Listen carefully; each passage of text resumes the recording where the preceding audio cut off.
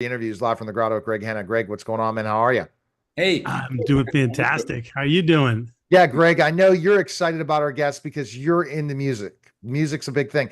Are you into I never asked you, Greg, are you interested in I guess the opera, civil like opera and all those different types of Classical music and things? so on, Yeah, chamber yeah. music. Yeah, I was raised on that with my mom and my dad. Kind of got away from it as I got into my 20s and separated away. But I sure was raised on it. I missed it. Those are wonderful days and great Sunday afternoons. All right, so our guest today is part of a Grammy Award winning uh Orpheus Chamber Principal. And we're excited to welcome David Singer to the program. David, how are you? I'm And fine. and it's got to be awesome. And I'm going to throw right to Greg on this, but it's got to be awesome to have your book out. That's always the challenge, kind of get the book out. I was the most unlikely author. I mean, the last English class I think I had was junior year in high school. So, it was just one of those things. I've had a lot of experiences running from angry mobs in Calcutta to dodging bullets in Bolivia to all kinds of travels and playing concerts. And so people said, you know what? You should write a book. So I did. That's fantastic. I'm sure it's in the book, but I know you performed at the White House a couple of times. Can you share a fun moment from one of those performances? One of the kind of stories that stand out, which is absolutely true, is that one day, the latter part of 1980, I was invited with a couple of other people to perform for a luncheon that Jimmy Carter was throwing for Congress towards the end of his term. And so we went to DC, to the White House, and performed. And then I had to leave. I had to go back to New York to take my place driving a cab in New York the same day. So I played for the President of the United States and drove a cab in New York City the same day. And That's picking great. up passengers, I said, guess what I did today? And they're kind of like looking at me and like, who is this guy? Cab driver in New York could be anybody. And they started looking at their watch and trying to think of an excuse how they can get out of the cab as fast as possible. But it was absolutely true. I What love it. presidents did you end up playing for? Aside from Carter, I played for Bill Clinton and Hillary and friends of theirs from Hollywood, actually. And it was a kind of the last days of our innocence. It was, let me get this right. It was at the very end of 2000. So it was the end of Clinton's presidency, just before, I guess, George W. Bush took over. But 2000, the year of 2000 in December. So think about it. It's a few months before 9/11. So while there was security, friends of mine that I hadn't seen in years before that, they called me and they said, somebody weird was asking about you on the phone, and we don't know who it was, but they were asking about, are you, a person of good character? Do I really exist? Is there a David Singer that you know? And they were getting information. So it must have been, I don't know, FBI or whatever, just making sure background checks. And they searched us going in and they looked at our instruments and all that kind of stuff. But once we were in the White House, once we played for the Clintons and met them, we were supposed to leave. But they invited us to this party afterwards. And it was almost no security. It was very lax. And I always think of it in terms of the fact that it's sort of the last days of our country's innocence, our country's, I don't know, naivete, whatever. And then, of course, 10 months later, 9/11 Yeah, happened. that's amazing. Well, we talked about it a little bit in the green room. The Grammy. But tell us what's it like, or what was it like getting a Grammy when you're with the Orpheus Chamber Orchestra? So Orpheus, the thing about Orpheus, it's one thing to be with a successful group. I don't know where you started, but now, of course, you're on top of your field and what you're doing. We're the only group that I can think of that size, 20, 25 people at one time, without conductor, that really literally started playing for free in libraries. In 1973, 74, I wasn't with the group yet. I started playing as a sub in 1977. And then in 78, I got a call saying, would you like to be a member? So at that time, substitutes got paid, members didn't get paid. And I at the time I was driving, cab, doing all kinds of crazy stuff to make a living, and I had to think about it. I wanted to continue to get paid, but I wanted to be a member. So I joined, and within the next year, we got a last minute substitution. Somebody canceled from Eastern Europe to play in Carnegie Hall, and we did very well. And pretty soon we were, I think it was the State Department. It wasn't actually expressed to us, but we were being sent to places like Calcutta, like Bolivia, we were the first orchestra invited to North Vietnam to perform music from the United States. And we also had to change our itineraries a lot of times. We'd leave an itinerary with our family, but then because of certain things, we were a kind of target, representing the United States, and we were playing for dignitaries in all these countries. So anyway, that was our first tour, and that's when all kinds of crazy things happened. I was in Tel Aviv. The first night I was in Tel Aviv in the hotel, that was just a few years after they almost lost their country, being stormed by Egyptians. They were at war. And so there were guards at the hotel. I didn't realize it, but I didn't check in with the hotel with the group. And the manager of the group gave me a key, go up to your room, go to sleep. I was exhausted coming from the United States and flying that night. And in the middle of the night, bang, bang, bang at the door. And suddenly all these little men were, with Israeli accents, said, "Hey, what are you doing here?" They couldn't figure out because I wasn't on the list and I hadn't checked in properly. And I opened up my clarinet case and it was okay. And they left, but it was, so lots of adventures, lots of ups and downs, but I ended up doing okay. Wow. And that's wild. And how you must have had the greatest promoters, right? Who was the promoter to get you booked in all these places? Well, in the beginning, I don't really know, actually. There were a bunch of them. I can't tell you right now who the promoters were, but we had managers in each country. We had a manager in Vienna, we had a manager in Buenos Aires, we had a manager in Asia, in Tokyo. This was years later. And actually the group is still in existence, playing concerts 52 years after they started. So wow. I was with them 36 years. 36 years I was a member of the Orpheus Chamber Orchestra. So wow, that's amazing. Yeah. Now, David, if you could jam with any musician, past or present, who would you pick? So there's so many. I remember playing with a wonderful guy, and Branford Marsalis is a wonderful sax player that we did some tours together. And it was very funny because he wouldn't mind me saying this, he was nervous playing with us. And I said, man, we were in Tokyo. I guess we were doing Tokyo. We did a lot of concerts in Japan. And we were playing a piece where there was a lot of clarinet, a lot of alto sax in it, called Creation of the World. Anyway, he was nervous, practicing like crazy, a little bit shaky, a little bit. And I'm thinking, man, you used to play, you were the leader of the Tonight Show band. And you every night, national TV, what is this? And he said, man, on that show, I could play whatever I wanted.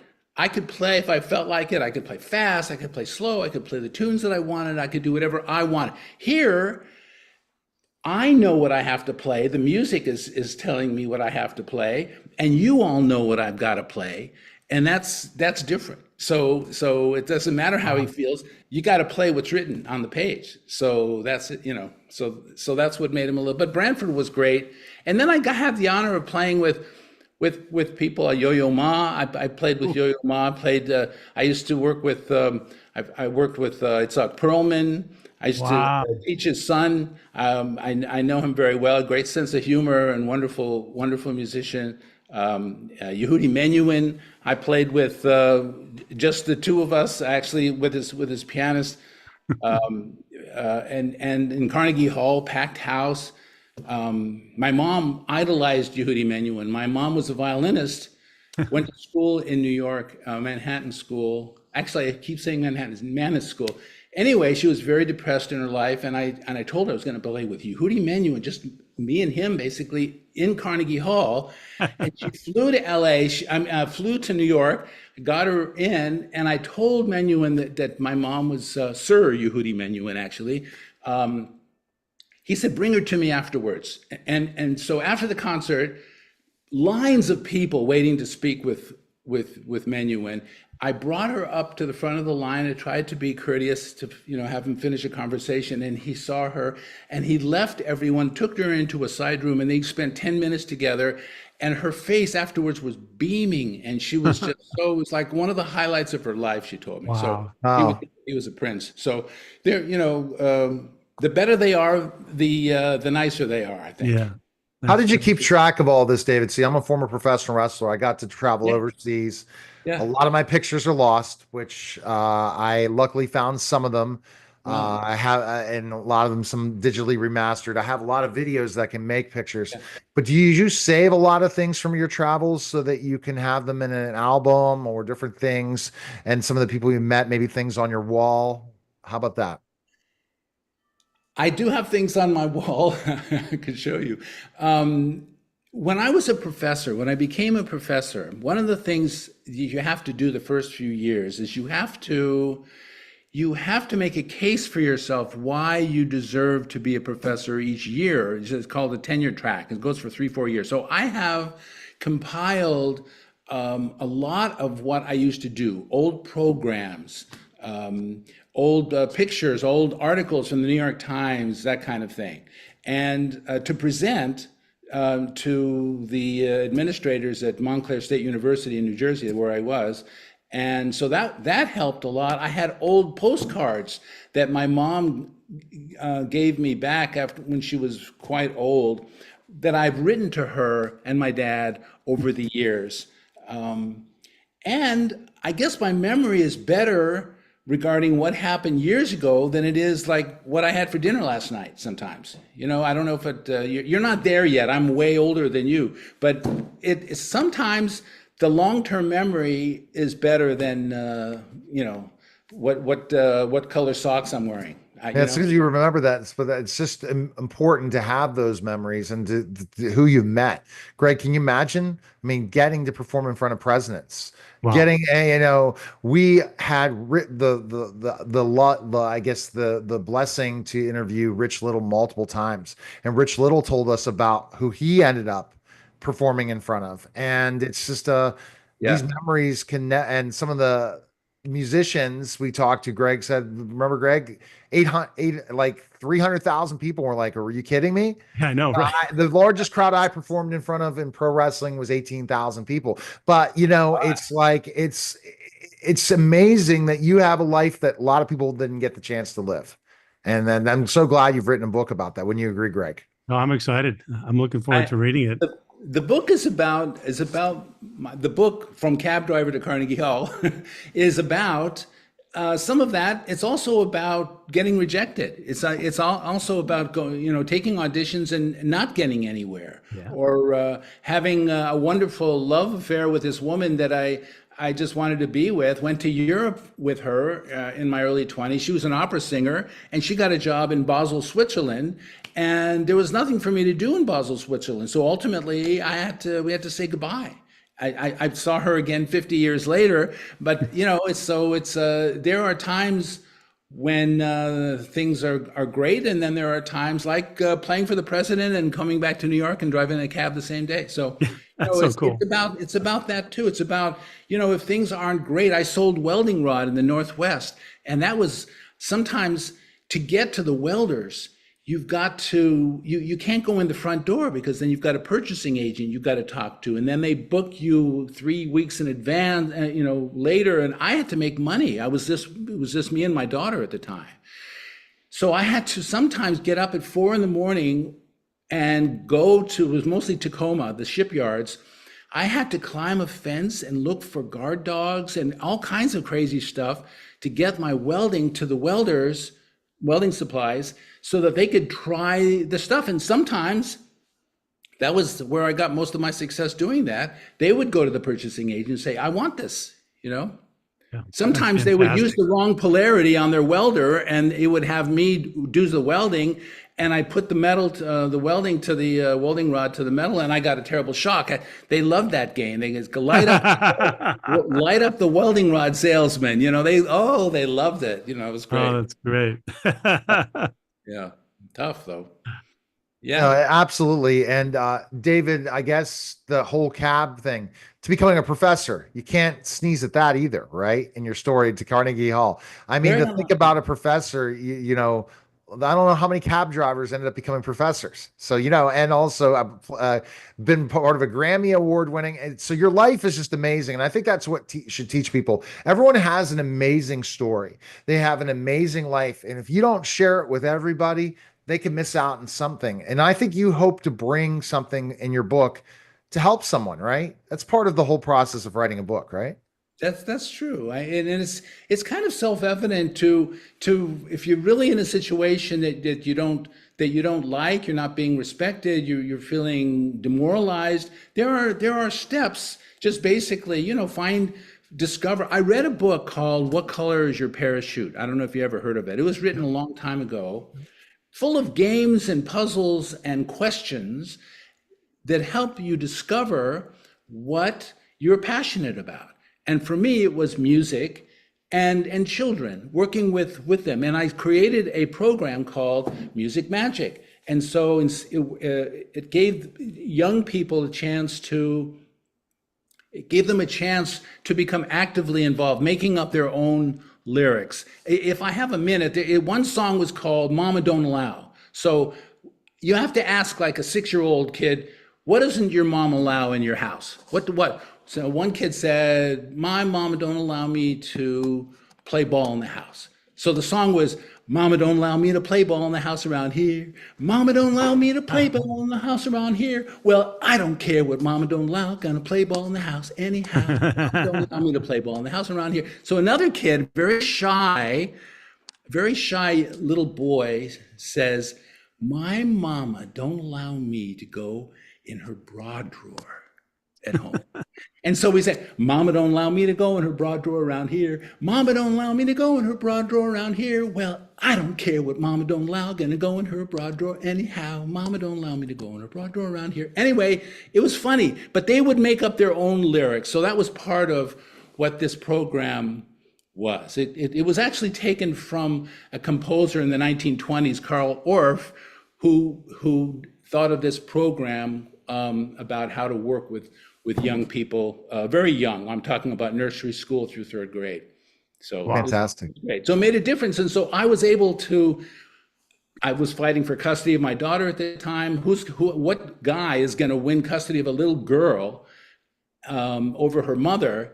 And it helped me. We had an arrangement where Laura was going to be with me through elementary school and then be with her mom. And so when I got custody of Laura, then I went back to New York because I had moved to New York, to Seattle because her mom wanted to be in Seattle. Anyway, it's a kind of a long, convoluted story. The important thing is that I went from climbing fences, running from guard dogs, to discovering that I could create a program called Music Magic, which enabled me to get out of there and put me back in New York, where Orpheus was starting to thrive, and all kinds of things happened for me after that. All right. That's phenomenal. Oh my, he is Greg. I know you have your final question, unless you have any other questions that he asks all his celebrities, and I'm interested in learning what he's going to say. Yeah, me too. I'm excited. So, Dave, it's been a real pleasure. Enjoyed our conversation immensely. Yeah. And let me ask you, David, tell me, what do you think is the most important thing in life you've ever learned? I grew up with the idea that do what you love, do what you love, do what you're passionate about. Then I heard a guy named Mark Cuban. You know who Mark Cuban is? Yeah, sure. Okay, so he said, no, that's incomplete. Do what you love, and that you're something that you're good at. Do what you love and make sure it's something that you're good at. And especially what's going to happen is something that you're good at, you're going to love. So both of those things kind of come together. So, because I always told my daughter, you know, you're in bed in the middle, and it's the morning, you're exhausted, it's pouring, it's snowing out. What's going to inspire you to get out of bed and go to work? So that's fine, but it also has to be something that you feel like you have passion for, but you're going to be you're pretty confident you're going to be good at. That's awesome. Yeah. Thank you. Yeah. I love it. I mean, I love that thought process, because a lot of times people do things that they love to do, but they stink at it. And I Right. feel bad, or come up with a business idea. It just really isn't going to work. It's not going to bring money in. And yeah, it's your passion, but do something you're good at too, that you Right. love and are good at. So that's great. I wanted to play baseball. I mean, that was my passion. I loved baseball. I grew up with Vin Scully under the covers with the Dodgers. My parents didn't know I was, not asleep, and I was listening to Vin Scully the whole time. And that's what I wanted to do. So I started playing baseball, Little League and Senior League. But I confided to my dad, I guess I was about 15. I said, when I'm in the outfield and it's a close game and it's getting towards the end of the game, I was out there praying that the ball was not going to be hit to me. I didn't want it to be hit to me, or I didn't want to get up with the bases loaded at the end of the game, and the whole thing was going to be depending on whether I get a hit or not. I didn't want that. So he said, you know what, baseball is not for you to go into. Anyway. All right. Well, fantastic. Best place we can pick up the book. Where can we go? Amazon, Barnes and Noble, the usual places. Also, singerclarinet.com is the website. But I don't know if you can see this. Yeah, we can. From cab driver to Carnegie Hall, and it's That's love great it. cover. yeah. Yeah. I love it. Okay. All right. We Yeah. appreciate it, David.